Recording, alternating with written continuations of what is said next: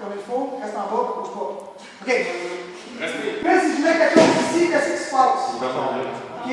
La barre est comme ça ici, ça tourne mon verre, elle n'est pas activée. Donc, je veux lever ses hanches, pousser les genoux à l'extérieur. Donc, ça, c'est désengagé, ça manque de flexibilité, ça manque d'engagement un petit peu ici. Les chevilles ici. OK. Donc, avant de commencer une activité à haute intensité, si on n'ouvre pas un athlète, est-ce que ça se peut que le risque de blessure soit augmenté? Est-ce que ça se peut que si on ne va pas d'un côté puis de l'autre, on a fait un walk de cochon hier, puis il y a un côté qui est complètement désengagé, puis l'autre côté qui est vraiment en tête. Ça se peut-tu? Ouais. Tu t'en vas-tu dans une activité à haute intensité avec un côté super tête et un côté super désengagé? Non. Est-ce que tout le monde pense maintenant, à partir de ces 5 informations-là, qu'il faut de la mobilité avant pour évaluer la situation de votre corps, pour ouvrir le corps également, pour activer les muscles adéquatement? Est-ce que c'est une bonne manière de prévenir les blessures et puis de la faire, votre flexibilité? Là, c'est quoi, après? Vous êtes brûlés! Tout le monde est à terre, vous êtes brûlés, vous êtes juste à terre chez vous, puis en plus de ça, vous êtes high. Tout le monde est high, vous n'avez plus besoin de rien. Plus besoin de flexibilité, plus besoin de rien. Les muscles sont réchauffés.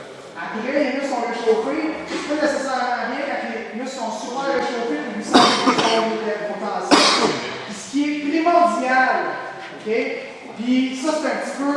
On sort de la boxe de CrossFit, là, mais pour votre santé, ce qui est primordial, c'est d'augmenter la longévité en tant qu'athlète, puis d'augmenter la durée de votre corps. Si vous rentrez dans des activités à haute intensité constamment, toutes les jours avec des tensions, pire que ça, avec des tensions juste d'un bord, pas de l'autre côté, vous allez finir par faire 300 squats de même, puis on l'a vu, faites du back squat comme ça.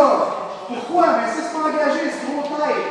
On étire, on est lousse, on réactive les muscles, puis il est là. Et là, il est là le secret.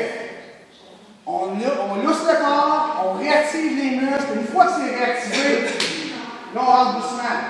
On part-tu directement à haute intensité? Non, faites un tour de ce que vous faites à basse intensité. Regardez voir qu'est-ce qui se passe, regardez votre engagement. Quand vous faites votre back squat, vos hanches sont ouvertes, ça descend encore mieux, hein, c'est le fun. Technique, constance et ensuite intensité. La technique, ça inclut également une bonne ouverture de vos hanches, un bon engagement de vos muscles. La technique, c'est quoi? C'est d'avoir une forme propre. Si on saute par-dessus la technique et on n'a pas de constance à l'intérieur de la bonne technique, pourquoi qu'on ferait l'intensité? Parce que c'est cool, parce que vous voulez faire des bons temps. Dans 2 ans, vous allez frapper le mur, vous allez vous blesser, vous pouvez vous entraîner le restant de votre vie. Vous êtes obligé de revenir, de recommencer à faire de la mobilité, puis de l'activation, tout. Non, non. On start right now. Faites ça de cette manière-là. OK? Un petit peu de mobilité, un petit peu d'activation qui est propre à ce que vous allez faire dans l'entraînement. Ensuite de ça, commencez doucement, faites un round doucement, puis grimpez votre intensité. Ça, c'est logique. Il n'y a pas personne qui peut réfuter ça dans le monde du fitness. C'est juste logique. Il faut juste y penser, il faut juste le voir de cette manière-là. Okay? La flexibilité, vous pouvez en faire 7 jours par semaine. Vous devez mobiliser dans une bonne amplitude de mouvement.